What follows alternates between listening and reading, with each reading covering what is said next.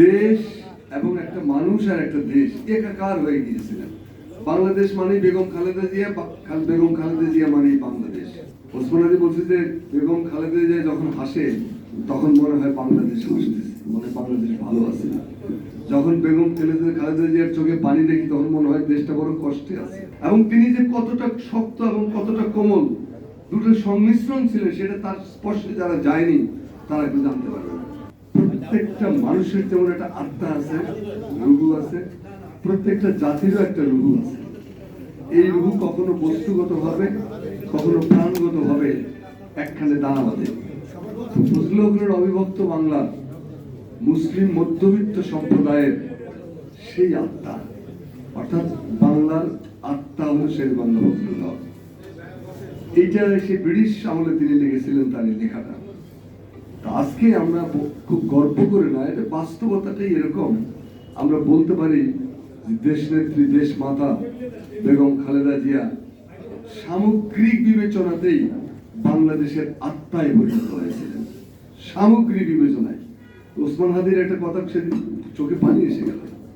ওসমান হাদি বলছে যে বেগম খালেদা জিয়া যখন হাসে তখন মনে হয় বাংলাদেশ হাসতেছে, মনে বাংলাদেশ ভালো আছে। যখন বেগম খালেদা জিয়ার চোখে পানি দেখি তখন মনে হয় দেশটা বড় কষ্টে আছে। দেশ এবং একটা মানুষ আর একটা দেশ একাকার হয়ে গিয়েছিলেন। বাংলাদেশ মানে বেগম খালেদা জিয়া, বেগম খালেদা জিয়া মানে বাংলাদেশ। ইংরেজি সাহিত্যের বিখ্যাত নাট্যকার এবং কবি শেক্সপিয়ার, উইলিয়াম শেক্সপিয়ার বলেছেন যে বরত্ব কখনো কখনো জন্মগত ভাবে কেউ নিয়ে আসে, কারো কারো উপর আরোপিত হয়, আর কেউ কেউ এটা অর্জন করে। দেশনেত্রী বেগম খালেদা জিয়া এই বরত্ব আসলে অর্জন করেছিলেন। সেই অর্জন কোনো জাদুবিদ্যা দিয়ে নয়, সেই অর্জন কিন্তু কোনো ক্যারিশমা দিয়ে না, সেই অর্জনটা টোটালটাই তিনি করেছিলেন তার জীবনকে স্যাক্রিফাইস করে।